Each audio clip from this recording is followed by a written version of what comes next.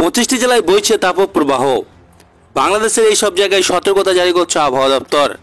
তো বন্ধুরা, বাংলাদেশের কোন জায়গাগুলি তাপপ্রবাহের জন্য সতর্কতা জারি করছে আবহাওয়া অধিদপ্তর এবং বৃষ্টির পূর্বাভাস জারি রয়েছে আগামীকাল থেকে।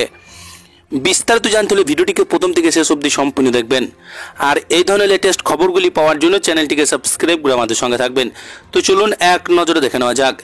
দেশ জুড়ে গত শনিবার 7 জুন থেকে বইছে তাপপ্রবাহ। মঙ্গলবার 10 জুন দেশের তাপপ্রবাহ ছিল 49টি জেলায়। আজ তাপপ্রবাহ বইছে 25টি জেলায়। তবে বৃহস্পতিবার 12 জুন থেকে এবং তাপপ্রবাহ কমতে পারে বৃষ্টি।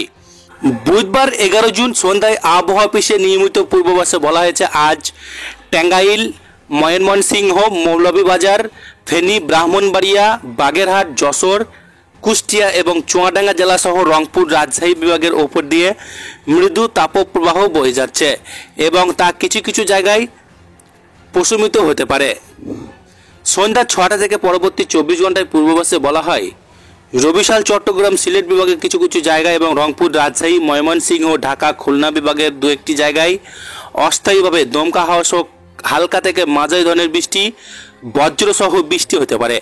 সেই সঙ্গে সারা দেশের কোথাও কোথাও মাঝারি ধরনের ভারী বর্ষণ হতে পারে। এ সময় সারা দেশে দিন এবং রাতের তাপমাত্রা সামান্য কমতে পারে। এদিকে মঙ্গলবার চেয়ে আজ গরম কমেছে কিছুটা।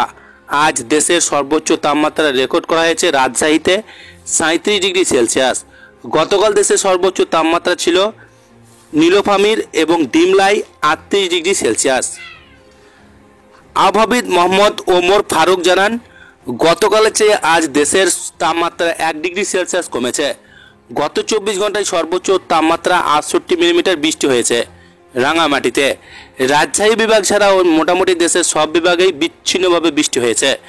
তিনি জানান আগামীকাল বৃষ্টিপাত পরিমাণ আরও বাড়তে পারে। তো এই ছিল আজকের লেটেস্ট ট্রেনিং খবর। ভিডিওটিকে ভালো লাগলে লাইক করবেন আর এই ধরনের আবহাওয়া দপ্তর থেকে পাওয়া লেটেস্ট ট্রেনিং খবরগুলি পাওয়ার জন্য চ্যানেলটিকে সাবস্ক্রাইব করে আমাদের সঙ্গে থাকবেন।